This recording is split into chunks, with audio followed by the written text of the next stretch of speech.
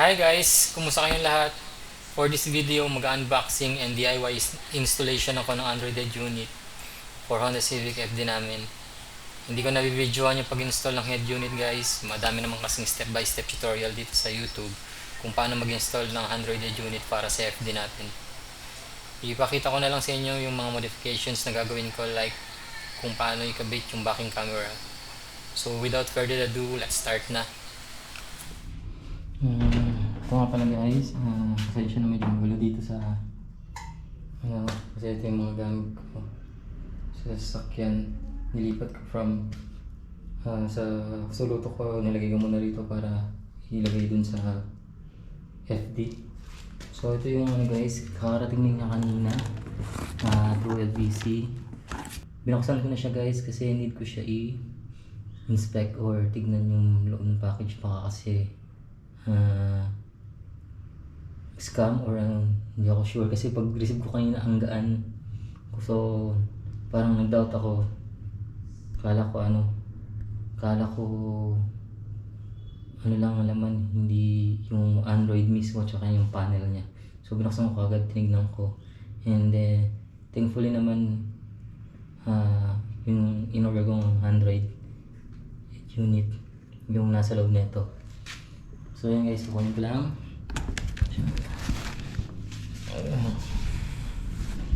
Ayan siya guys, wala muna ako table ngayon kasi wala muna akong table, hindi ko masya ma-unbox sa table kasi nga full pack sa dami. So yun guys, i-unbox na natin ito. Quick unboxing natin. Papakita ko sa inyo yung laman ng package and then yung mga gamit na kailangan kong gamitin, mga tools na kailangan gamitin sa pag-install ng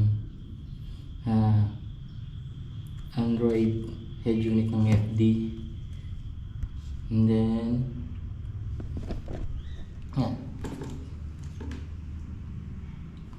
aside sa Android head unit, mag-install na rin tayo ng dashcam, rear view mirror dashcam sa FD. Papalitan natin yung guys, yung existing niya na rear view mirror na dashcam kasi busted na siya guys, ayaw na gumana. So yung rear view mirror ko sa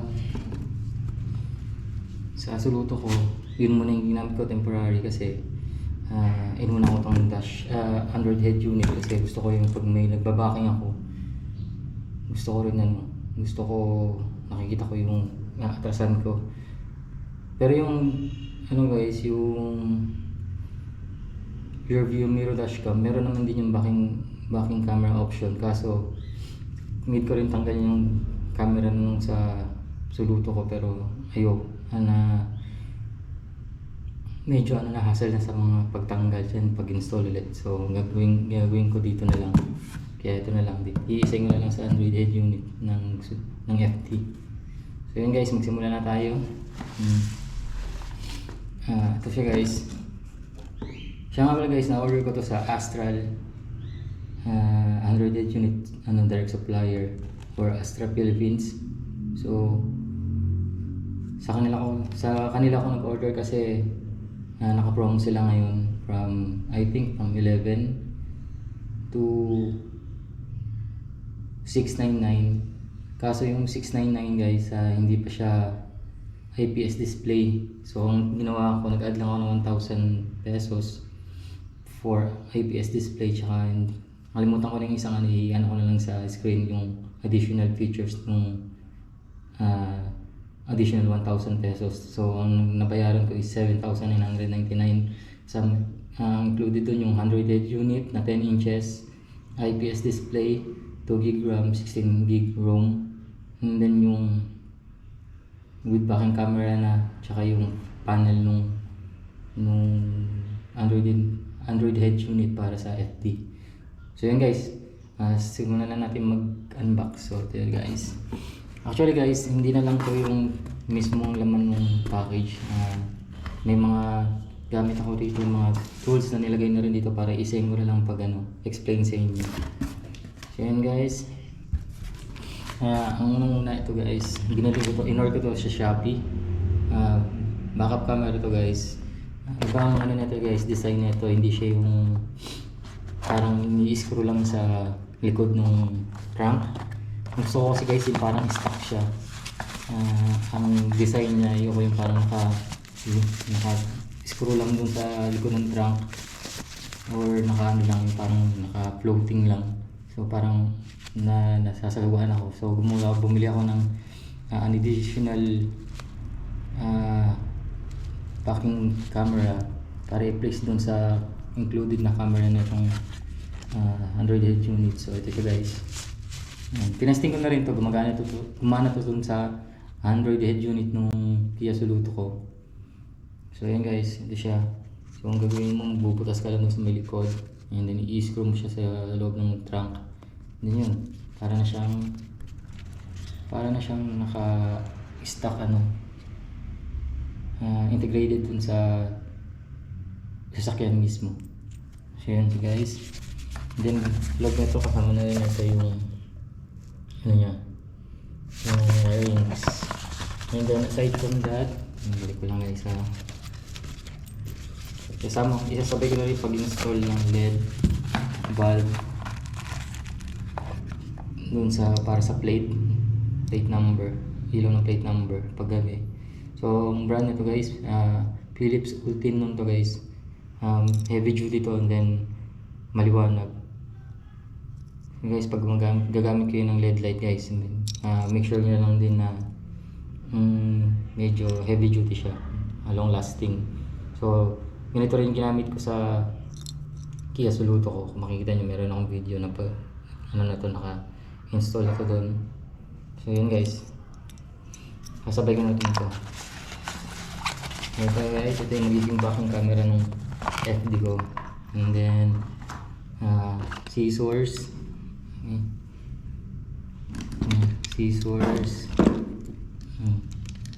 wrench,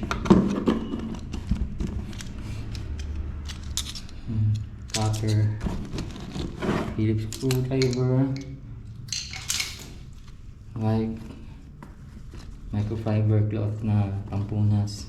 Kasi yung pagkakabitan ng dashcam, ng backing camera sa likod, papahira natin siya ng alcohol para dumikit yung adhesive na nilagay ko rin dun sa backing camera.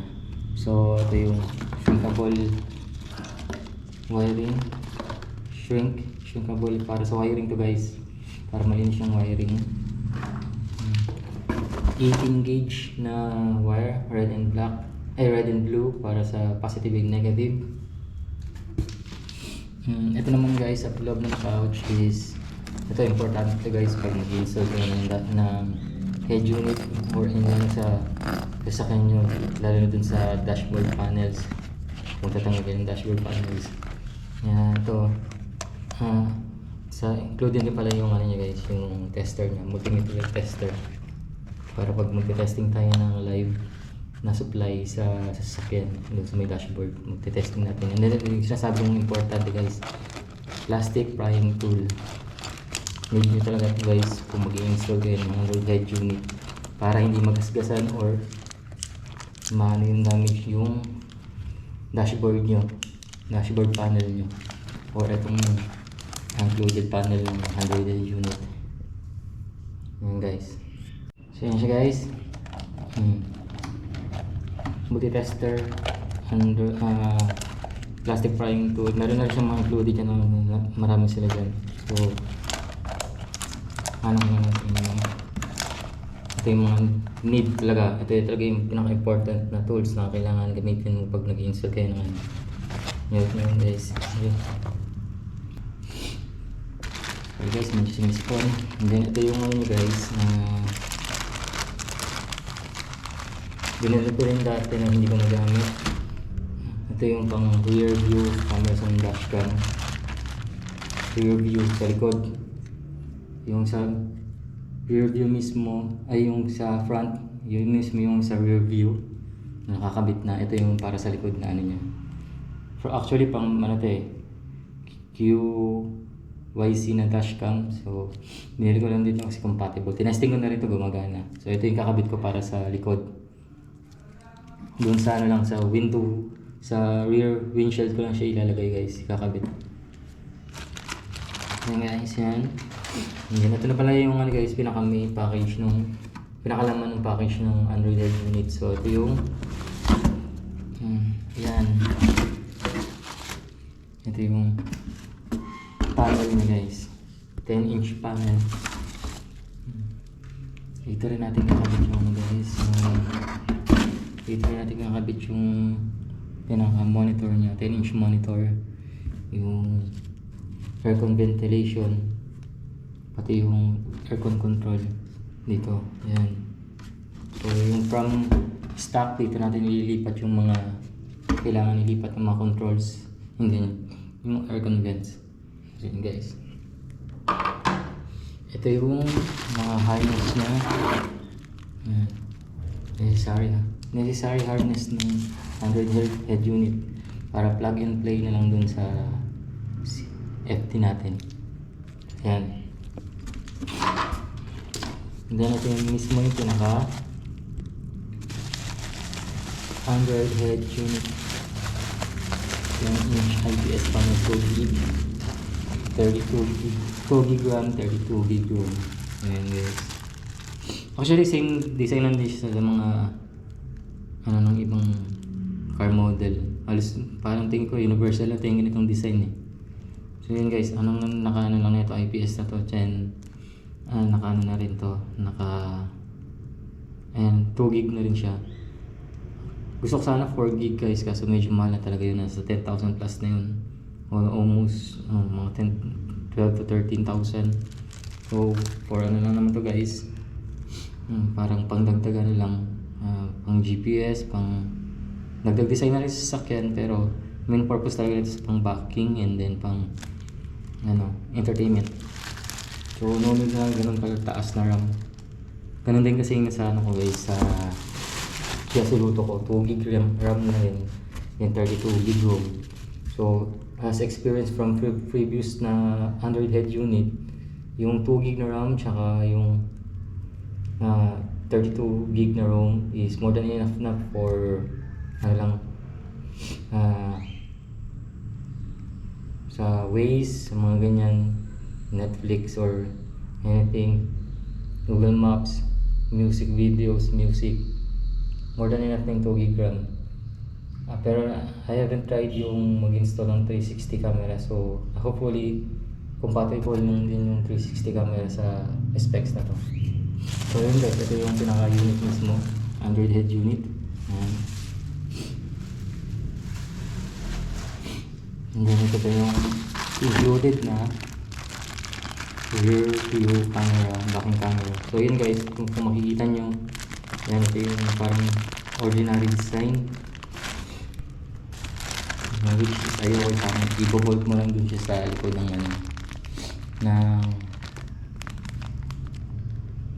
likod ng trunk or anything saan mo gusto i-install. So yun guys, parang lang siya may plate, and then naka-float lang tong camera. So ayaw yung look niya guys, lalo na sa likod. Kaya yun, bumili ako ng additional na backing camera, yun ang i-install ko. Yun ang limited para sa GPS, and then sa USB flash drive connector. And then ito yung I think sa backing camera niya, connection niya. So yun guys, i-install ko guys ng display kasi bukas may lakad kami ni Mrs. So itry ko siya ma-install ngayon. Pakita ko sa inyo brief lang guys. Hindi ko na ipapakita ngayon guys yung full installation niya guys, kasi marami namang, as nag-search na rin ako sa YouTube, marami na rin mga tutorial videos paano install ang Android Head unit ng Honda Civic FD. So after installation, i-explain ko na lang sa inyo yung mga modification na ginawa ko, and then yung mga yung additional hardware na ipinalit ko o i-install ko sa FD para makita nyo. Sana magustuhan nyo guys. So So, pakita ko na sa inyo pag na-install ko na. Additional nga naman pala guys, tools na gagamitin natin is yung wireless drill. May yan, drill bit. Okay guys, yun ang mga kailangan gamitin. Alcohol, pamunas, saka yung mga pinakita ko sa inyo kanina. So yun guys, pakita ko naman sa inyo yung after ma-install na, tsaka yung paano ko in-install yung rear view backing camera. So yun guys, see you after na to guys. Thank you.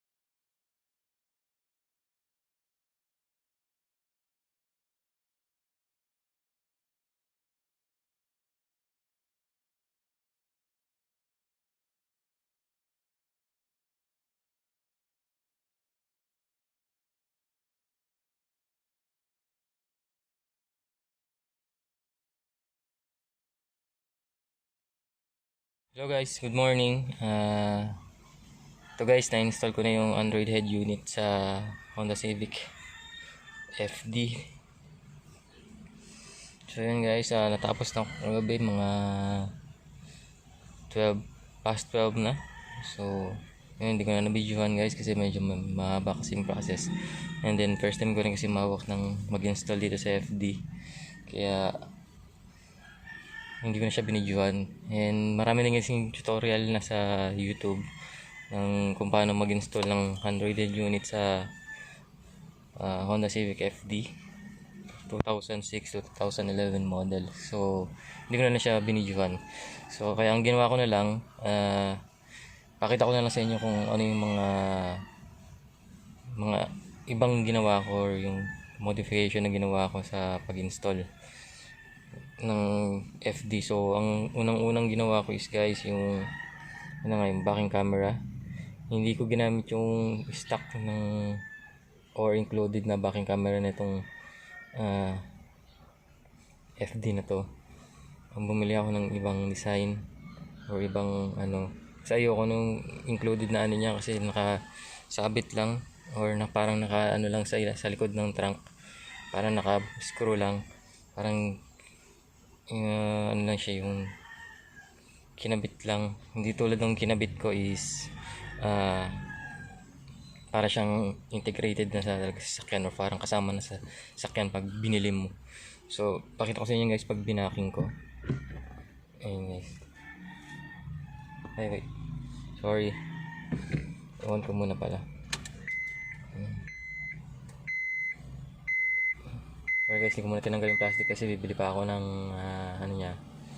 ng tempered glass niya para hindi siya ma-scratch yung screen. So yun guys, pag binaking ko, yan, nakikita nyo yung likod. Sobrang linaw niya guys, HD siya, 720 or 1080p ang resolution niya yung backing. Yun guys, yan, medyo magulo pa. Nakabit ko yan ngayon kasi alis kami mamaya. So pakita ko sa inyo guys.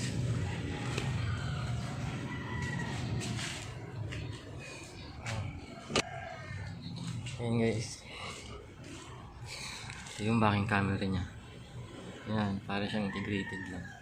Hindi siya parang in-screw lang dito sa gilid. Yung iba kasi dito na naka-screw sa gilid, or mostly sa mga sasakyan na nagpa-install lang Android head unit, naka-install lang dito, naka ano lang screw, tapos parang naka ano lang, nakasabit. Kaya hindi katulad nito parang integrated na dito, parang ano talaga siya, kasama na sa sasakyan pag purchase, katulad nung sa sasakyan kong Kia Soluto. Ganun din na pagbili namin ng sasakyan ng Soluto namin, may kasama ng backing camera, integrated din siya sa sasakyan, so parang stock siya. So ganito rin ginawa ko dito sa FD, ginawa ko rin para siyang stock. Yun guys, yung USB niya dito ko ilalagay, gagawa ko siya ng port dito sa ilalim dito. So yan, medyo malalim yan, so pag nilagyan mo ng ano dito ng USB flash drive, hindi siya magagalaw. So ngayon pa, then yung gamit kong USB flash drive din is maliit lang, so tamang tama siya rito. So gagawa ko pa siya ng port dito para sa USB dalawa or isa, ilagay ko yung isa rito sa trunk ay sa compartment. So guys, ito naman yung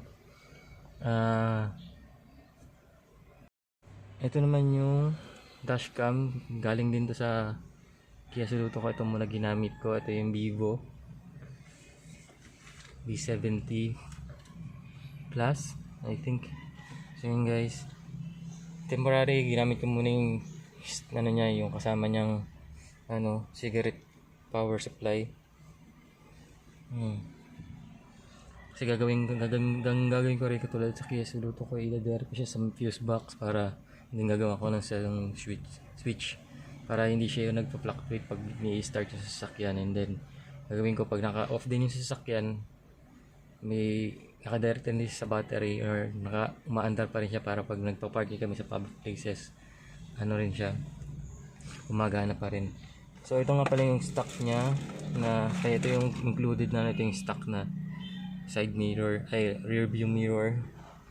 And then ito yung kasama niyang QYC na old design, na yung maliit lang yung monitor, kaso defective na siya guys. Try ko na lahat para paganahin to, ayaw rin talaga, so nalitan ko na lang. So yun guys, ito yung Android head unit, 2GB RAM, 16GB ROM, IPS display na, so 10-inch. And napakaliwanag talaga niya guys, hindi mababago yung angle niya, hindi mababago yung quality ng video pag mo yung ginagawa yung angle.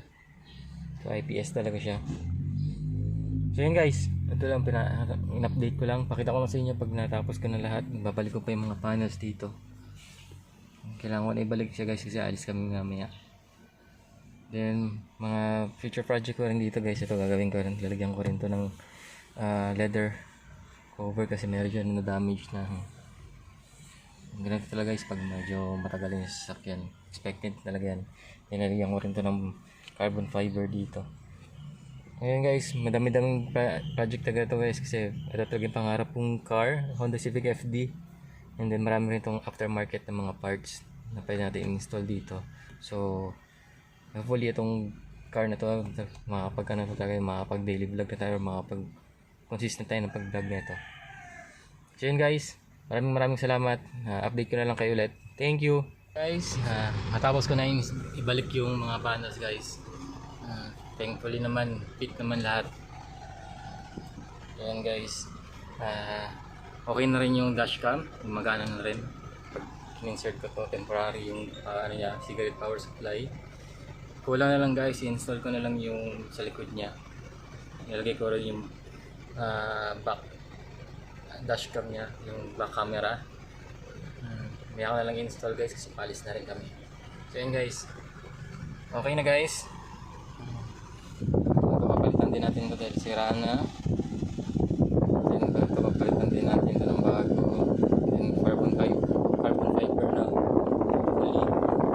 So yun guys, tapos ko na. Then ito rin pala guys, ayusin ko rin to. gumana. Papalitan siguro natin ng bulb to. Ayan. Ito, pero ako to, papalitan din natin ito ng white. Ayan. So yun guys, okay na. Natapos ko rin. So, maraming salamat guys. Thank you for watching. Sana